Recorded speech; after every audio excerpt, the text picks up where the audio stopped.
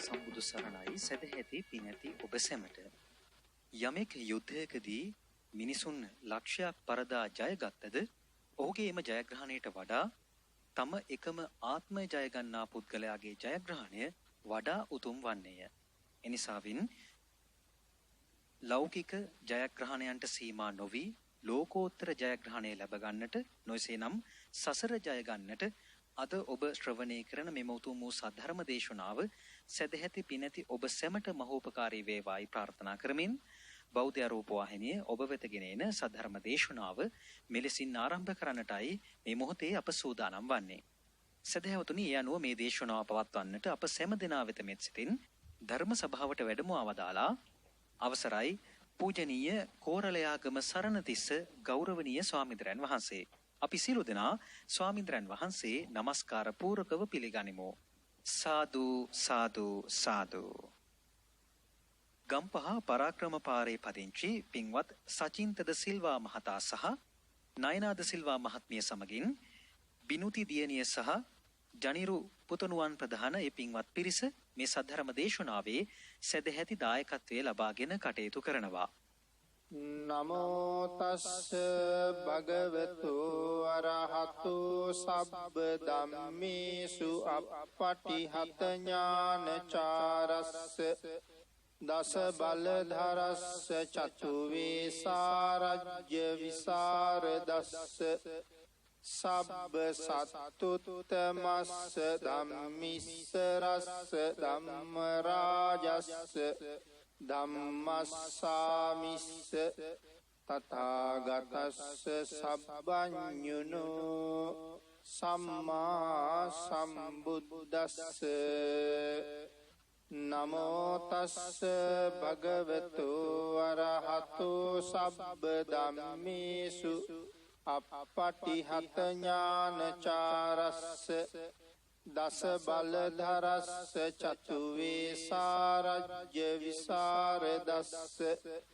සබ්බ සත්තුත්තමස්ස ධම්මිස්සරස්ස ධම්ම රාජස්ස ධම්මස්සාමිස්ස තථාගතස්ස සබ්බඤුනෝ සම්මා සම්බුද්දස්ස නමෝ තස්ස භගවතු අරහතු සබ්බ ධම්මේසු අප්පටිහත ඥානචාරස්ස දස බලධරස්ස චතු වේසාරජ්‍ය විසරදස්ස සබ්බ සත්තුත්තමස්ස ධම්මිස්සරස්ස ධම්ම රාජස්ස ධම්මස්සාමිස්ස තථාගතස්ස සබ්බඤුනෝ සම්මා සම්බුද්දස්ස.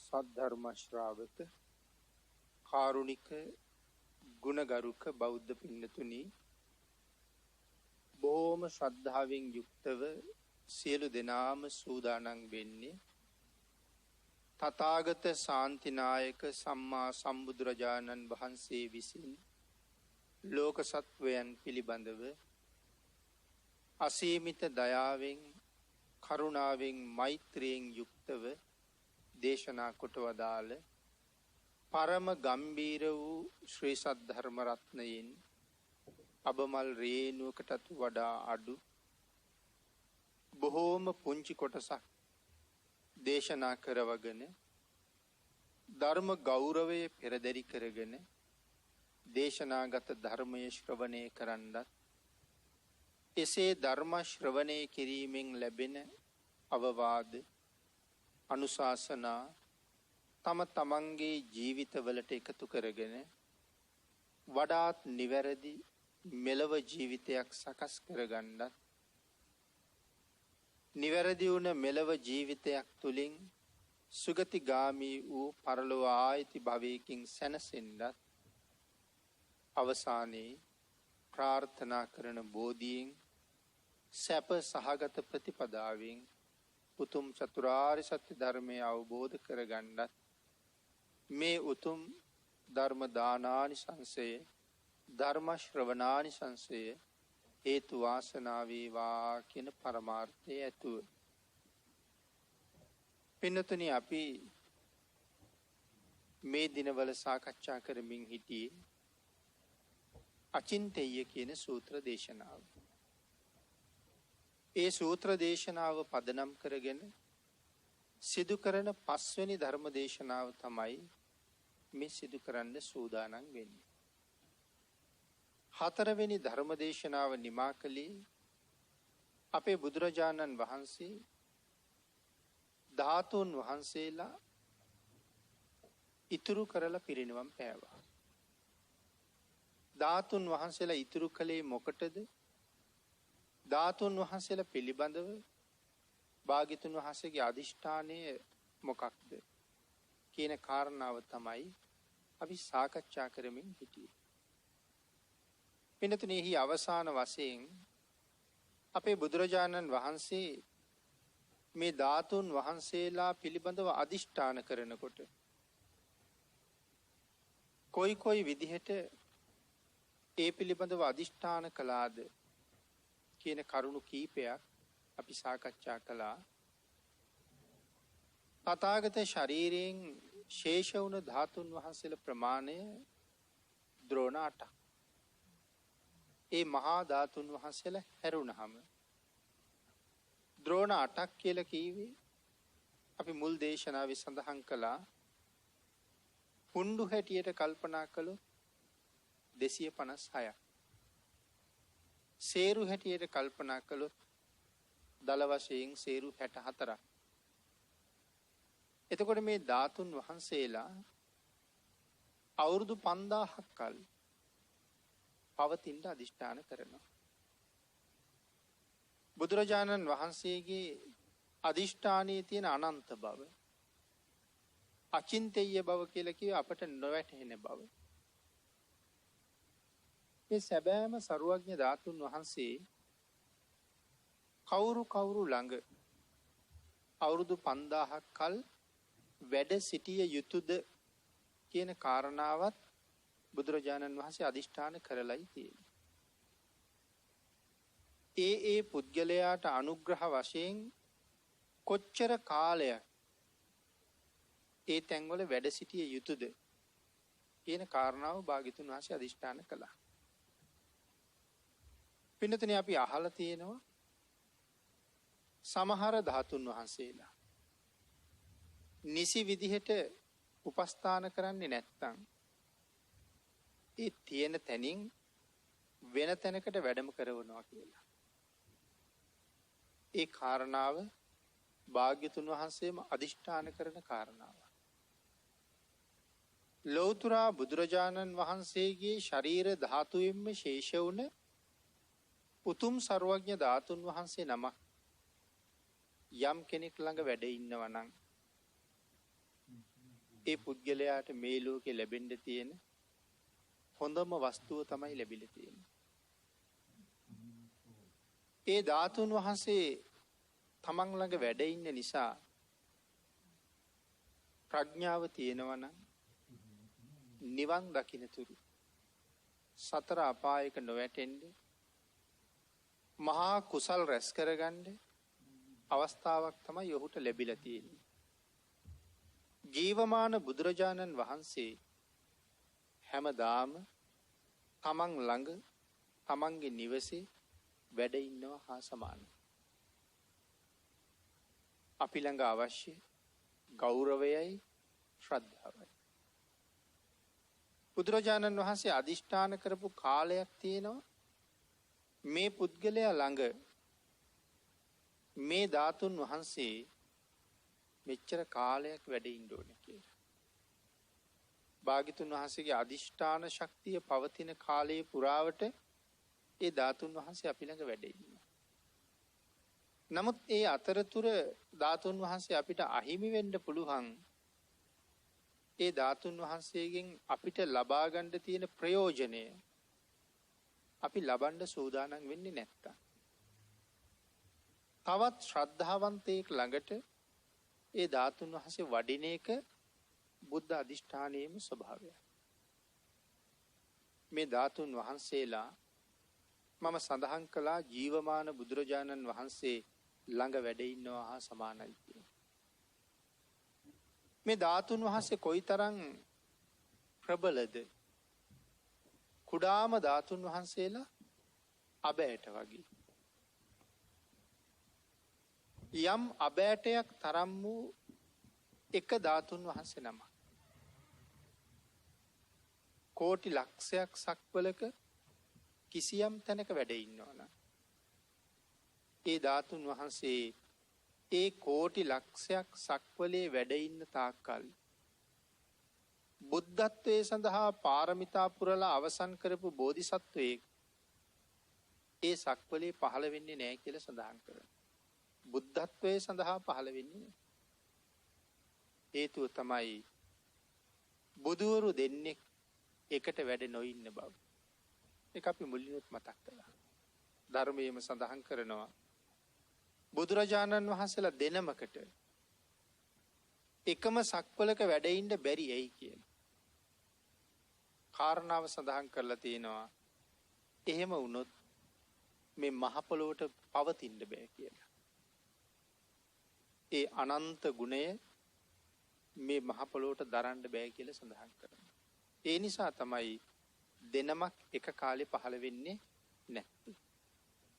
එතකොට යම් ඊටාම කුඩා ਸਰවඥ ධාතුන් වහන්සේ නමක් කෝටි ලක්ෂයක් සක්වලේ කොතන හරි වැඩ ඉන්නවනම් ඒ වෙනත් බුදුරජාණන් වහන්සේ නමක් ඒ කෝටි ලක්ෂයක් සක්වල තුල පහළ වෙන්නේ නැහැ.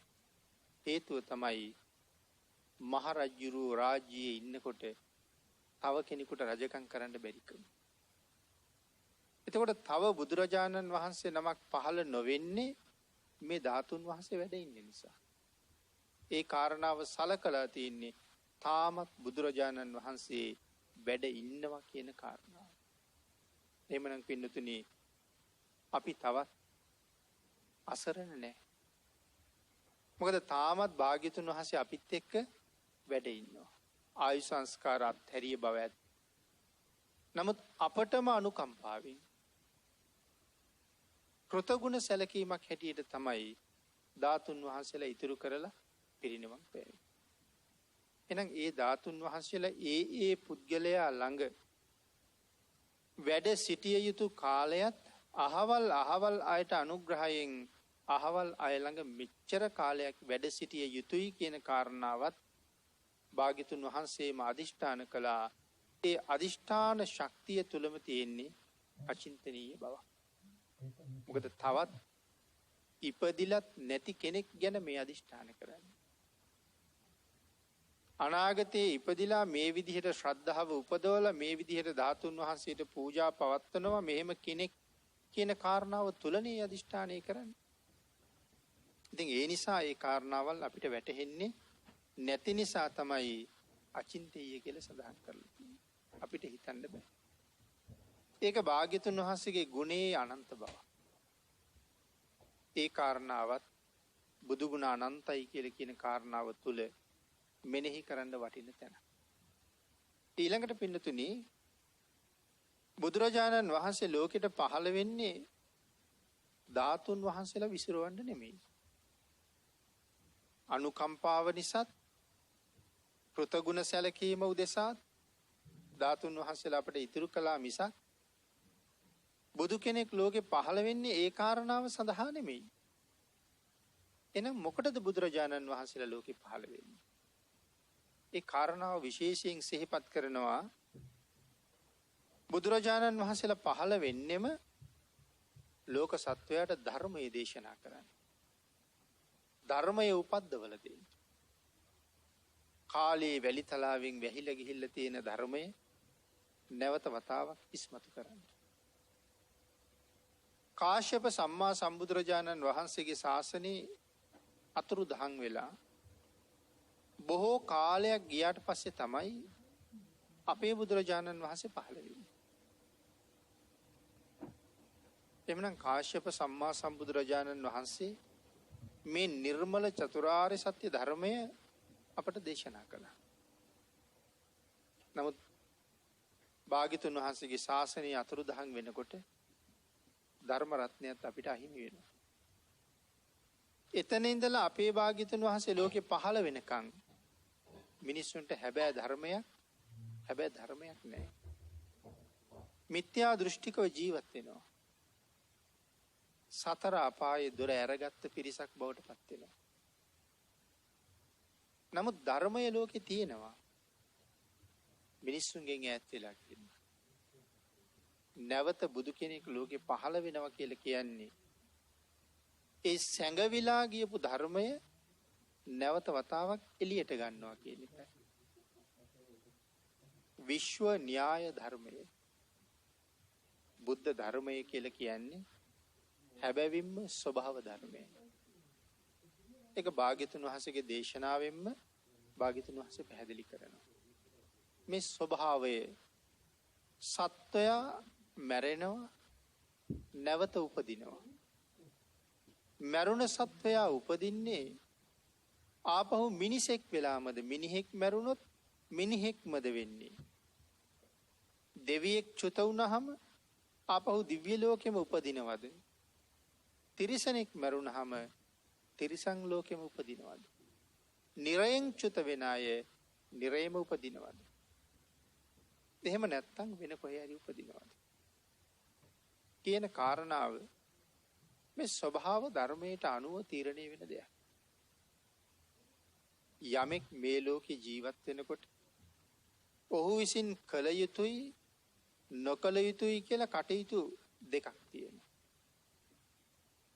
මිනිස්සු වැළකිය යුතු කාරණා සහ පිළිපැදිය යුතු කරුණු තියෙනවා. යම් කෙනෙක් ස්වභාව ධර්මයට එරෙහි වෙනවා නම් ස්වභාව ධර්මයට එරෙහි වෙන අයට ස්වභාව ධර්මයේ අකාරුණික වෙනවා. ඒ නිසා ඒයට දඬුවම් කරනවා ස්වභාව ධර්මයේ විසින්. ස්වභාව ධර්මයේ නීතිය බිඳලා දාපු නිසා. මෙහෙම නීතියක් ස්වභාව ධර්මයේ තුල තියෙනවා කියන කාරණාව අපි දන්නේ නැහැ කියලා කීවොත් ඒ නොදන්නා බවට නිදහසක් නැහැ. පිළිතුරේ වර්තමානයේ අපි තුල තියෙන නීතියත් එහෙමයි. කෙනෙක් වාහනයක් පදවන්න පාරට අරගෙන ඒ වාහනේ දකුණු පැත්තෙන් පදවගෙන යනවනම් එයා නීතියේ වැරදිකාරයෙක් බවට පත් වෙනවා. නමුත් නීතියට අහු වුණාට පස්සේ මම දන්නේ නැති නිසායි එහෙම කළේ.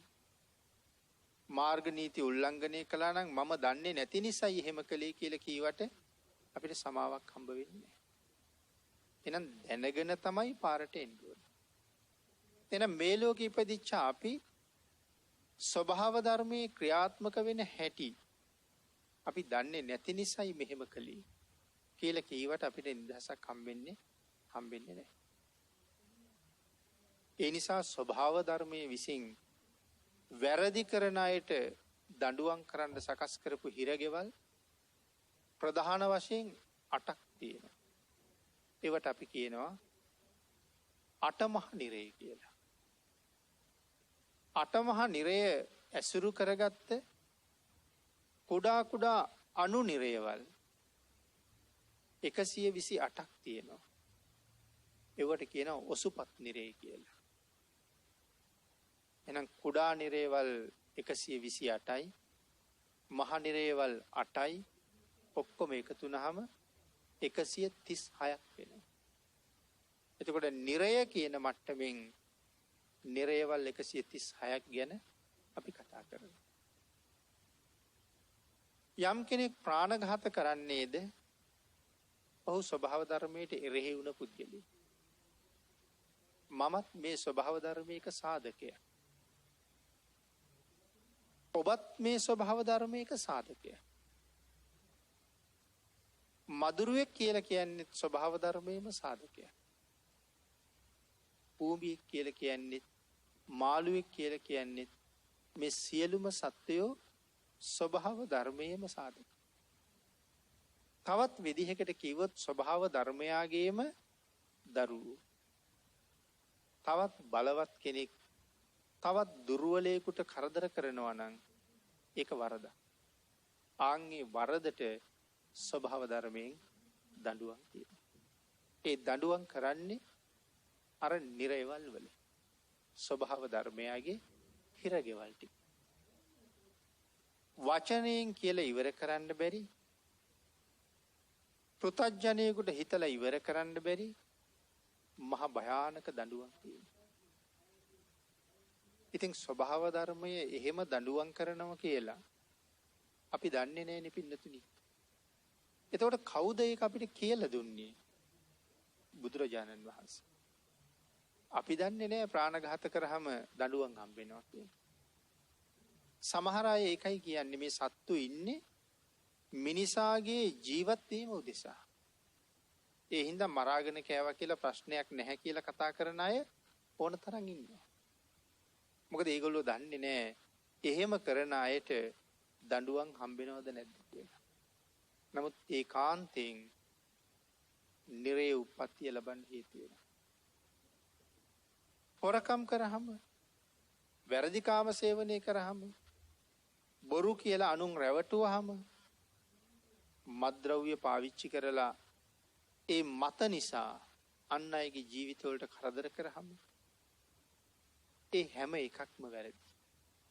ස්වභාව ධර්මයාගේ නීති පොතේ බලවත් වගන්ති පහක් උල්ලංඝනය කරන්නේ. ඒක අපි නොදන්න නිසා අපටම අනුකම්පා කරලා ලෞතුරා බුදුරජාණන් වහන්සේ ලෝක ධාතුවේ පහළ වෙලා මෙන්න මේ ටික කියලා දීලා අපට තහවුරු කෙරුවා. මෙන්න මේ ප්‍රාථමිකම සීලය හොඳට ආරක්ෂා කරගන්න කියලා. යමෙකුට මේ සිල්පද පහ ආරක්ෂා කරගන්න පුළුවන් නම් ඔහු මේ ලෝකේ මහා දක්ෂයෙක් බවට පත් වෙනවා. ස්වභාව ධර්මයේ කීකරු කෙනෙක් බවට පත් වෙනවා.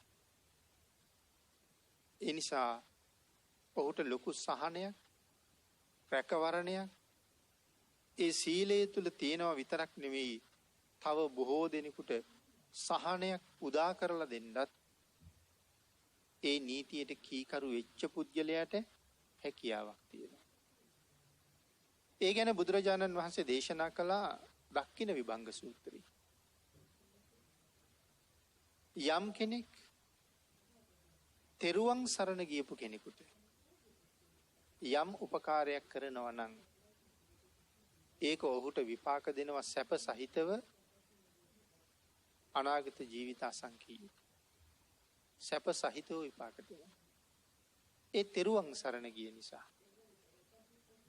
තෙරුවන් සරණ ගිහිල්ලා පන්සිලුත් ආරක්ෂා කරනවා නම්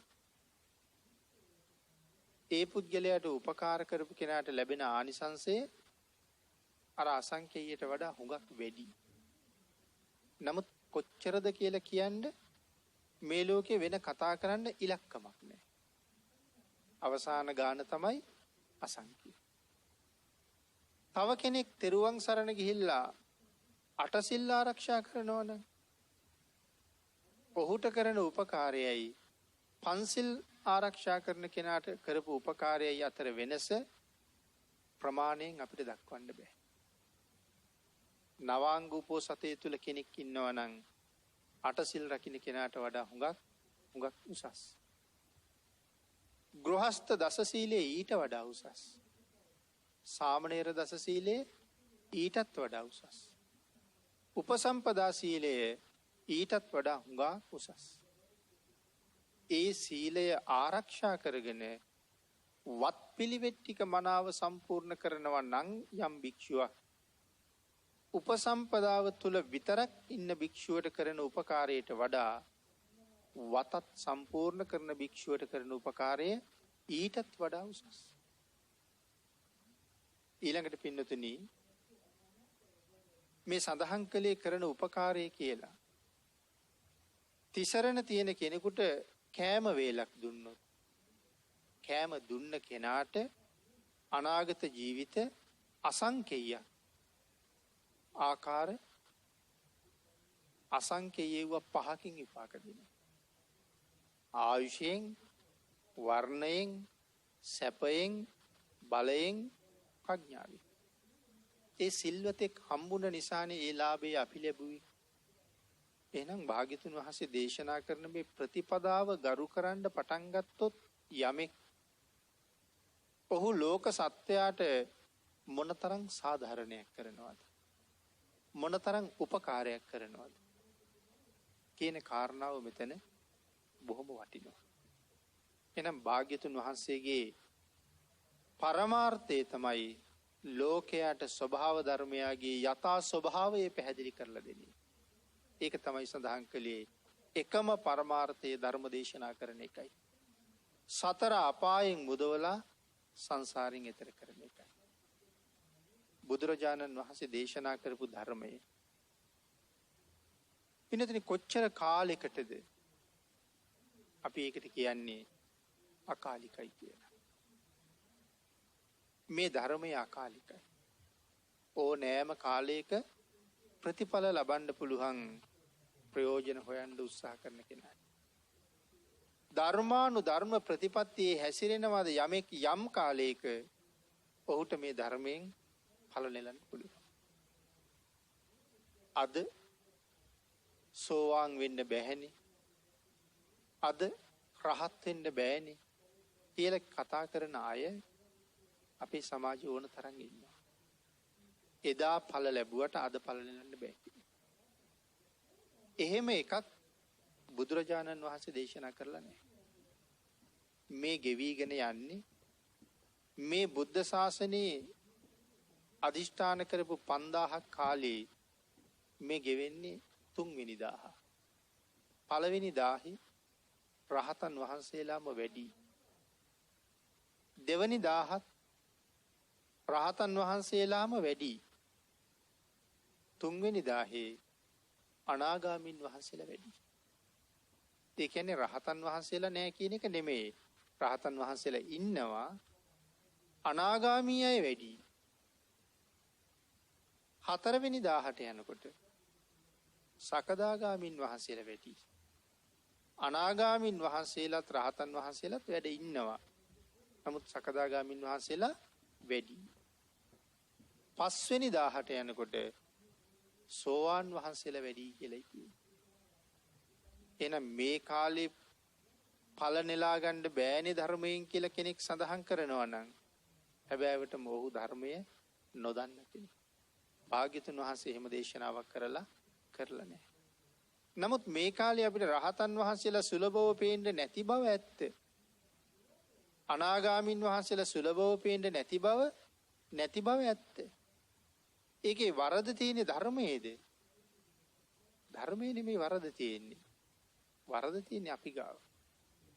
වරද තමයි අපි ධර්මයෙන් ඈත් වෙලා ඉන්නේ.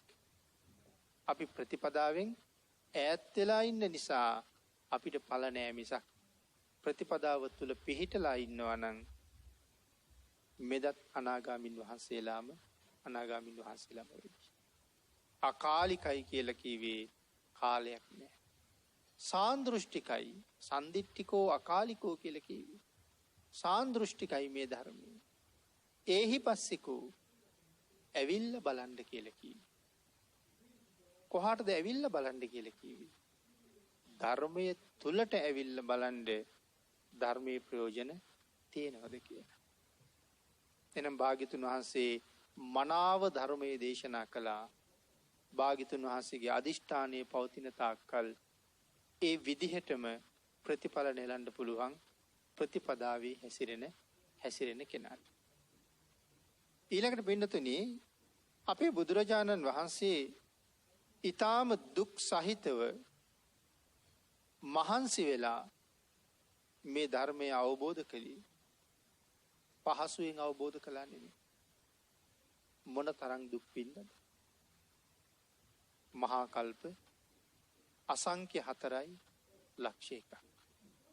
ඒ නියත විවරණයෙන් පස්සේ නියත විවරණයට කලින් මහා කල්ප අසංඛ්‍ය 16ක් කොයි තරම් කැපකිරීම කළාද කියන කාරණාව අපිට තේරෙන්නේ නැහැ. මහා කල්ප අසංඛ්‍ය 4ක් තුල විඳපු දුක සහ කරපු කැපකිරීම භාග්‍යතුන් වහන්සේ යම් යම් සූත්‍රවල යම් ප්‍රමාණයක් දේශනා කරලා තියෙනවා. දීපංකර සම්මා සම්බුදුරජාණන් වහන්සේ ළඟ බණපද දෙකක් අහලා තුන්වෙනි බණපදයේ දේශනා කරන්න කලින් සදහටම සංසාරයෙන් සමුගණ්ඩ රහත් වෙන්න අවස්ථාව තමන් සතුව තියාගෙන ඒ අවස්ථාව අත්හැරියා. ඒ අවස්ථාව අත්හැරියහම තමන්ටත් නිරයට යන්න සිද්ධ වෙන බව දන්නවා. නොයෙක් දුක් ගැහැටවලට මූණ පාන්න සිද්ධ වෙන බව දන්නවා. පින්නතුනි අපි වෙනුවෙන් නිරයට ගියත් කමක් නෑ කියලා මහ බෝසතාණන් වහන්සේ කල්පනා කරනවා. මම නිරයට ගිහිල්ලා හරි මේ ප්‍රතිපදාව සම්පූර්ණ කරලා මේ ලෝක සත්වයා මේ භයානක සංසාරයෙන් එතර කරන්න ඕන කියන මහ පුදුම කරුණාවක් මහ පුදුම අනුකම්පාවක් තිබුණා. ආන් ඒ නිසායි පාරමී ටික සම්පූර්ණ කරලා එහි අග්‍රඵලයේ හැටියට ලෞතර බුද්ධත්වයේ ලබාගත් ධර්ම දේශනා කිරීම සඳහාමයි. සුමේද තාපසතුමාට බණ කියන්න බැරි වුණාද? සුමේද තාපසතුමාටත් හොඳටම ධර්ම දේශනා කරන්න පුළුවන්. ඇයි අභිඥාලාභී තවුසේ? අවශ්‍ය නම් අපාය පෙන්නලා බණ කියන්නත් පුළුවන්. දිව්‍ය ලෝකෙ පෙන්වන්න ඕනේ තැන දිව්‍ය ලෝකෙ පෙන්නලා බණ කියන්නත් පුළුවන්. කොච්චර ආයුෂ තිබුණද සුමේද තාපසතුමාට? මිනිස්සුන්ගේ පරමායුෂ අවුරුදු ලක්ෂයක් කාලේ. අවුරුදු 20000ක්ම ත්‍රිපිටක ධර්මයේ ඉගෙන ගත්තත් තව අවුරුදු 80000ක් තියෙනවා බණ කියන්න. නමුත් සුමේද තාපසතුමා බණ කියන්න උත්සාහ කළේ. බණ කියන්න නෙමෙයි උත්සාහ කළේ. මහා කල්ප අසංඛ්‍ය 4.1 තිස්සේ පාරමිතා සම්පූර්ණ කරනවා කියලා මොකක්ද මේ කළේ? ධර්ම දේශනා කරන්න සුදුස්සෙක් බවට පත් වුණා. බුද්ධත්වයේ ගාවට යනවා කියන්නේ ඒකනේ. ධර්ම දේශනා කරන්න සුදුස්සෙක් බවට පත් වුණා. එහෙනම් භාග්‍යතුන් වහන්සේගේ ධර්මය දේශනා කරනවා කියන එක සුළුපටු කාර්යයක්ද? ඒක සුළුපටු කාර්යයක් නෙමෙයි පිළිතුරු. එතකොට අපි ධර්ම දේශනා කරන්න සුදුසුද? මේ කතාව ඇහුවහම අපි ධර්ම දේශනාවක් කරන්න කිසිසේත් සුදුසුකම් තියන අය නෙමෙයි. නමුත් එහෙනම් දේශනා කරන්නේ මේ මට්ටමින් හරි මේ කාර්ය කරන්න වෙනත් පිරිසක් නැති නිසා තමයි ස්වාමීන් වහන්සේලා ධර්ම දේශනා කරන්නේ. එහෙම නැත්නම් මේ ධර්මයේ වචනයක්වත් දේශනා කරන්න සුදුසු නැහැ. ඒ තරම්ම නිර්මලයි ධර්ම රත්නය. ඒ තරම්ම ශ්‍රේෂ්ඨයි ධර්ම රත්නය. ඒක කවදාවත් කාටවත් මොනම හේතුවක් නිසාවත් වෙනස් කරන්න බැරි දෙයක්. මේ ලෝකේ අනික් හැම දෙයක්ම වෙනස් කරනවා. විද්‍යාවත් බොහොම දියුණුයි කියලා කතා කරන කාලය.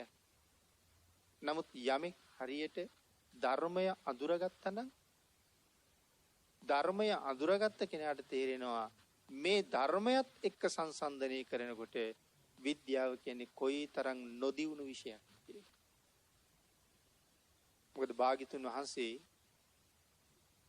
ගේ අවබෝධයෙන් ප්‍රකාශ කරපු වචනයක් මේ බටහිර විද්‍යාව කියන තැනට එකතු කරලා තියෙන නිසා මිනිස්සු හුඟා පැටලෙනවා. විද්‍යා කියන වචනය බුද්ධ ආගමේ වචනය. මංගල ධර්ම දේශනාව ලෝකයට දේශනා කරපු වෙලාවේ තමයි විද්‍යා උදපාදි කියලා භාග්‍යතුන් වහන්සේ පාවිච්චි කළේ. එතනයි විද්‍යා කියන වචනේ තියෙන්නේ.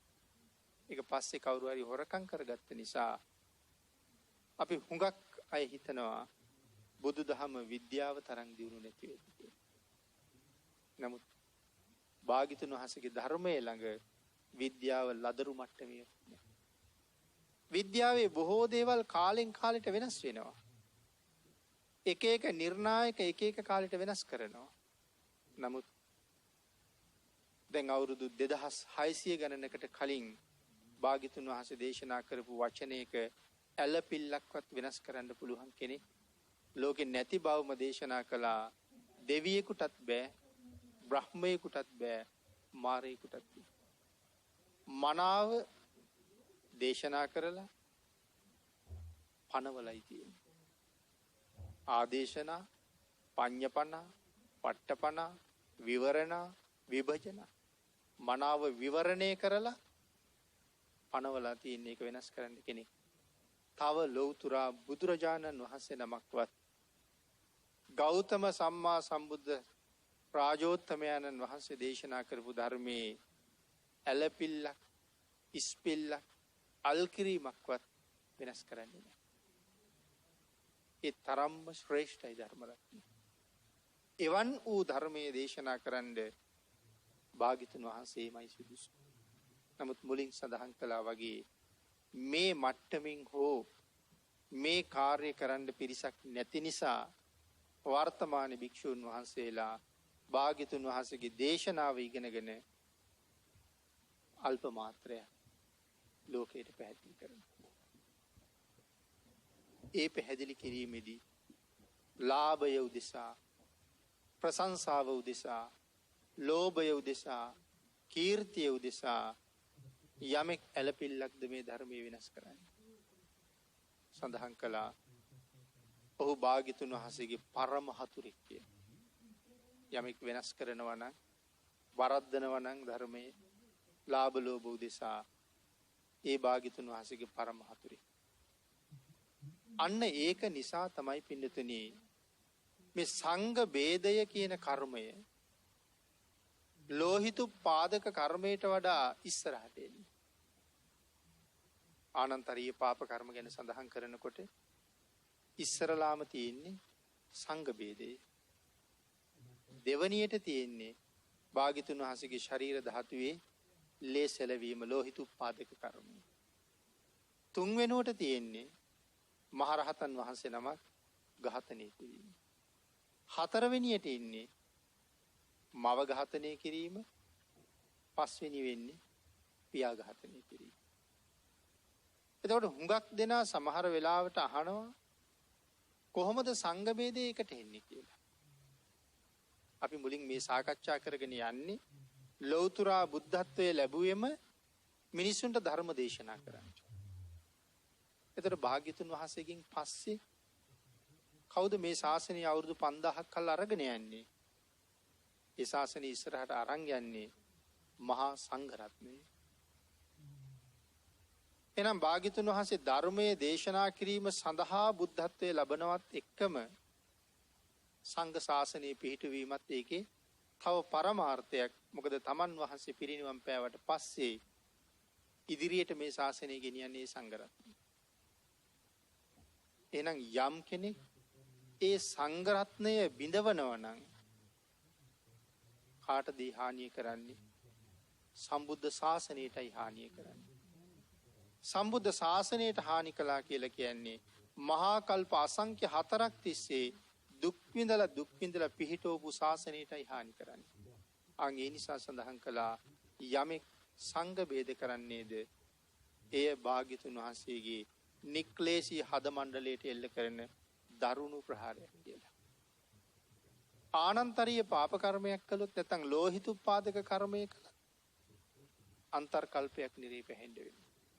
නමුත් සංඝ ભેදේ කළොත් මහා කල්පයේ පවතින තුරු නිරේ පැහෙන්න සිද්ධ වෙනවා. ඒ ශාසනය විනාශ කරන්න දායක වෙච්ච නිසා. භාග්‍යතුන් වහන්සේගේ ශරීර ධාතුවේ ලේ සොලවනවා කියන එක භාග්‍යතුන් වහන්සේට පෞද්ගලික උදයක්. සංඝ රත්නේ ભેද කරනවා කියලා කියන්නේ සම්බුද්ධ ශාසනයට හානි කිරීම. ආන්ගේ නිසා බුදුරජාණන් වහන්සේගේ ධර්මය ලෝක සත්වයාට මනාව විවරණය කරලා දේශනා කරන්නයි බුදු කෙනෙක් ලෝකෙ පහළ වෙන්නේ. ඒකයි සඳහන් කළේ ධාතුන් වහන්සේලා විසිරෝණ එක නෙමෙයි භාග්‍යතුන් වහන්සේගේ පරමාර්ථය. ලෝක සත්වයාට සසරින් එතර වීම උදෙසා නිර්මල ධර්ම රත්නය දේශනා කිරීම. ඒ ධර්ම රත්නය 5000ක් කල් මේ ශාසනයත් සමග පවතින්නේ. භාග්‍යතුන් වහන්සේ කරපු අදිෂ්ඨානය තුල අපිට නොතේරෙන අචින්ත්‍ය බවක් අනන්ත බවක් තියෙනවා.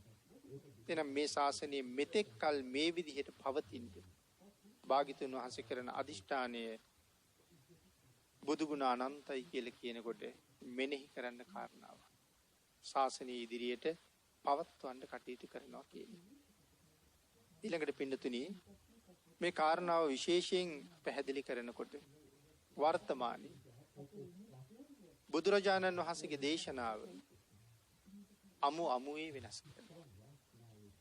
අපි බොහෝ වෙලාවට අහනවා දකින්නවා බුදුරජාණන් වහන්සේටත් නින්දා කරන ස්වභාවයෙන් භාග්‍යතුන් වහන්සේත් සාමාන්‍ය පුද්ගලයෙකුගේ ස්වභාවය තියලා මහ රහතන් වහන්සේලා තවත් සාමාන්‍ය එක පිරිසක් විතරයි කියන තැන තියලා කතා කරන දේවල් අපිට සමාජයෙන් අහන්න ලැබෙනවා.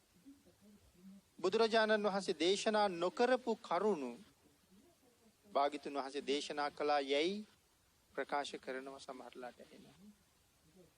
නිර්මල ත්‍රිපිටකයේ හෙව්වොත් කොතනවත් හොයාගන්න නැති වචන ධර්මයේ යයි පෙන්වනවා. මේ ධර්ම රත්නයේ අයිතිය සරියුත් මහරහතන් වහන්සේටවත් භාග්‍යතුන් වහන්සේ දෙන්නේ නැහැ. ධර්ම රත්නයේ අයිතිය දෙන්නේ. ධර්ම රත්නයේ අයිතිය එදත් තිබුණේ බුදුරජාණන් වහන්සේ යටතේ. අදත් තියෙන භාග්‍යතුන් වහන්සේ යටතේ. ඇයි? තව කෙනෙක් යටතටපත් කළොත් ඔවුන්ට ඕන විදිහට අදහස් දක්වයි කියලා. ඒකයි සරියුත් මහරහතන් වහන්සේටවත් දෙන්නේ.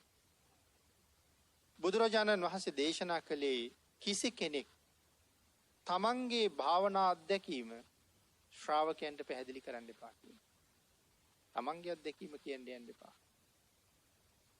එහෙනම් ශ්‍රාවකයන්ට පැහැදිලි කළ යුත්තේ කාගේ අත්දැකීමද? බුදුරජාණන් වහන්සේගේ භාවනා අත්දැකීම තමයි පැහැදිලි කරන්න ඕනේ. මොකද්ද බුදුරජාණන් වහන්සේගේ භාවනා අත්දැකීම කියලා කියන්නේ? භාග්‍යතුන් වහන්සේගේ භාවනා අත්දැකීම කියලා කියන්නේ 84000ක් ධර්මස්කන්ධය. Tamante හිතෙන දේ කියන්න එපා කියලා දේශනා කළා. මොකද වෙනත් කෙනෙකුට හිතෙන විදිහට තවත් කෙනෙකුට නිවනට යන්න බෑ. තවත් දේශකයන් වහන්සේ නමකට අපේ නිවන තියෙන තැන කියන්න බෑ. මේ අපේ මට්ටමින් නෙමෙයි කතා කරන්නේ රහතන් වහන්සේලාගේ මට්ටමින්. ඒ තරම්ම ගැඹුරුයි.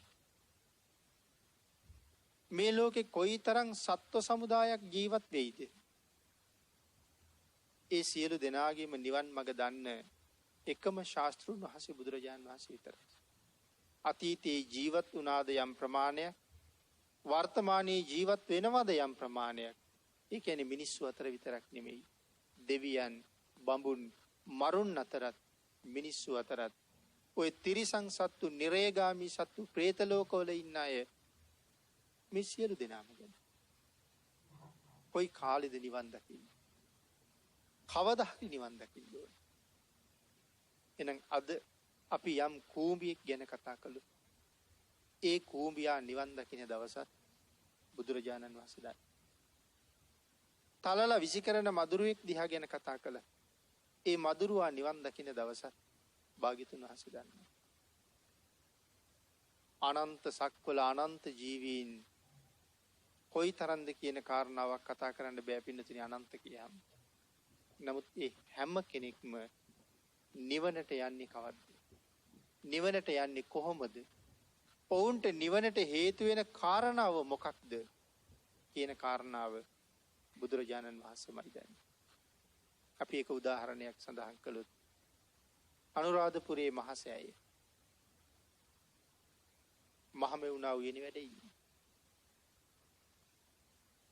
අපි 1000ක් දෙනා අරගත්තොත් ඒ 1000ටම මහසෑය ගාවට යන්න වෙනම පාරවල් 1000ක් හදාගන්න පුළුවන්. 1000න් දෙන්නෙක් එකපාරක යන්නේ නැහැ. 18ම පාරවල් 1000කින් මහසෑය ගාවට එන්න පුළුවන්. ආන් ඒ වගේ තමයි නිවන කියලා කියන්නේ එක ලක්ෂයක්. මේ අනන්ත සක්වලේ කොයි තරම් ජීවීන් ඉන්නවද? ඒ හැම කෙනෙකුටම මේ නිවන කියන තනි ලක්ෂය ගාවට යන්න තමන්ටම පෞද්ගලික වෙච්ච තනි පාරක් තියෙනවා. මම නිවන් දකින විදිහට තව කෙනෙකුට ඒ නිවන අවබෝධ කරන්න බෑ. ආන් ඒ නිසා හැම කෙනෙකුටම නිවන ගාවට යන්න තමන්ගේ පෞද්ගලික පාරක් තියෙනවා. ඒක දන්න එකම කෙනා භාග්‍යතුන් වහන්සේ විතරයි. හැබැයි මේ 84000ක් ධර්මස්කන්ධය ඇතුලේ ඒ සියලු දෙනාගේම නිවනට යන පාර තියෙනවා. නිවනට හේතු වෙන වචනය මේ 84000ක් ධර්මස්කන්ධය ඇතුලේ තියෙනවා. අන්න ඒ නිසා තමයි බණ අහනකොට වචනයක් ගානේ අහන්න කියලා කියන්නේ. සුතා දතා වචසා ಪರಿචිතා. වචනයක් ගානේ මනාව අහන්න ඕනේ. ආන් එහෙම අහනකොට තමයි මගේ ජීවිතය වෙනස් කරන වචනය මට ওই දේශනාවක් අතරින් හම්බ වෙනවා. එදාට මේ ජීවිතේ සම්පූර්ණ වෙනස් වෙනවා. හැබැයි බණ අහන ගමන් වෙන දේවලුත් කර බණ ඇහුවොත් මගේ ජීවිතේ වෙනස් කරන ධර්ම කාරණා ටික අර වෙන වැඩක ඉන්න අතරේ මග ඇරෙන්න පුළුවන්. හරියටම බණ අහනවා නම් හරියටම අහන්න තියෙන නිසා. පින්නතුනි ධර්ම දේශනාවට තියෙන කාලය නිමා වෙලා තියෙන නිසා අචින්තේය සූත්‍රය පදනම් කරගෙන කරන 5 වෙනි ධර්ම දේශනාව අපි මේ විදිහට නිමා කරමු. මේ උතුම් ධර්ම කාරණාව ලෝක සත්වයාගේ හිතසුව පිණිස දේශනා කරවන්න අද ධර්ම දේශනාවේ දායකත්වයේ දරනු ලබන්නේ ගම්පහ පරාක්‍රම පාරේ පදිංචි සචින්තද සිල්වා මහත්මයා හා නයනාද සිල්වා මාපිය දෙපළ හා බිනුති දුව හා ජනිරු පුතණුවන් ඇතුළු පවුලේ සියලු දෙනා අපවත් වී වදාළ ගෞරවනීය බෞද්ධ මාධ්‍ය ජාලයේ නිර්මාතෘවරු වැඩ සිටි දරණාගම කුසල ධම්ම නායක මාහිමිපාණන් වහන්සේ ඇතුළු සියලුම මහා සංඝ රත්නයේට මේ පුණ්‍ය ධර්මයන් විශේෂයෙන් අනුමෝදන් කරනවා. මව්පස පියපස දෙපාර්ශ්වයේම මියගිය සියලුම ඥාති හිත මිත්‍රාදීන්ට පන්නිලගේ ගුණසේන පෙරේරා මහත්මයාට මේ පින් අනුමෝදන් කරන බව සඳහන් කරනවා. ඊට අමතරව සෙත් ප්‍රාර්ථනා කරනවා. දෙපාර්ශ්වයේම සුජීවත්ව සිටින දෙමව්පියන් සහෝදර සහෝදරයින් දූ දරුවන් ඇතුළු සියලු ඥාතීන් හා හිත මිතුරන්ටත් ජනවාරි මාස 21 වෙනි දින 84 වන ජන්මදිනයේ සමරන බන්දුලද සිල්වා පියාණන්ට තුනුරුවන්ගේ ආශිර්වාදයේ ප්‍රාර්ථනා කරන්නත් බිනුති දුව ජනිරු පුතණුවන් ඇතුළු සියලුම දූ දරුවන්ට නිදුක් නිරෝගී භාවයේ චිර ජීවනයේ ප්‍රාර්ථනා කරන්නත් ඒ දුවා දරුවන්ගේ අධ්‍යාපන කටයුතු සාර්ථක කර ගැනීමට රත්නත්‍රී ආශිර්වාදය ලබා ගන්නත් දේශකයන්න් වහන්සේට බෞද්ධ නාලිකාවේ වත්මන් සභාපති අති ගෞරවනීය අවසරයි බොරලන්දේ වජිරඥාන හිමිපාණන් වහන්සේ ඇතුළු මහා සංඝරත්නයටත් බෞද්ධ මාධ්‍ය ජාලයේ කාර්ය මණ්ඩලයේ සියලු දෙනාටමත් කොරෝනා වසංගතයෙන් රට බේරා ගැනීම සඳහා දිවාරය නොබලා වෙහෙසෙන සියලුම සේවාවන් වල කාර්ය මණ්ඩලවල සියලු දෙනාටමත් ශ්‍රී ලංකාවේ හා ලෝකවාසී ජනතාවට තුනුරුවන්ගේ ආශිර්වාදයෙන් මේ වසංගත තත්වයෙන් බේරෙන්න ශක්තිය ධෛර්යය ලැබේවා කියලා ප්‍රාර්ථනා කරන අතර මාර්තු 5 වන දින උපන් දිනයේ යෙදී තිබෙන නයනාද සිල්වා මහත්මියට තුනුරුවන්ගේ ආශිර්වාදයේ ප්‍රාර්ථනා කිරීමත් ධර්ම දේශනාවට සහභාගී වූ සියලු දෙනාටමත් ධර්ම දේශනාව ශ්‍රවණය කරන ලංකාවාසී හා ලෝකවාසී සියලු දෙනාටමත්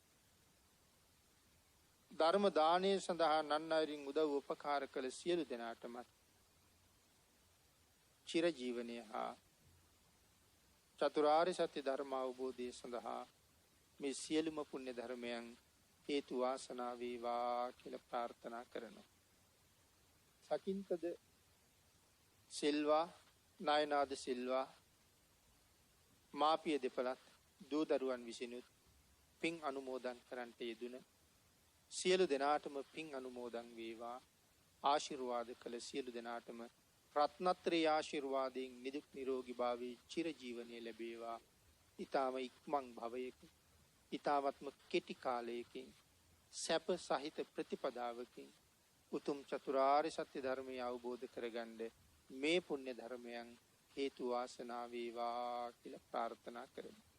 ආකාසට්ඨා ච බුම්මට්ඨා දේවා නාග මහිද්దికා පුඤ්ඤන්තං අනුමෝදිත්වා චිරං රක්ඛන්තු ලෝක ශාසනං දේවෝ වස්සතු කාලේන සස්ය සම්පත්ති හෝතු ච පීතෝ භවතු ලෝකෝ ච රාජා භවතු ධම්මිකෝ.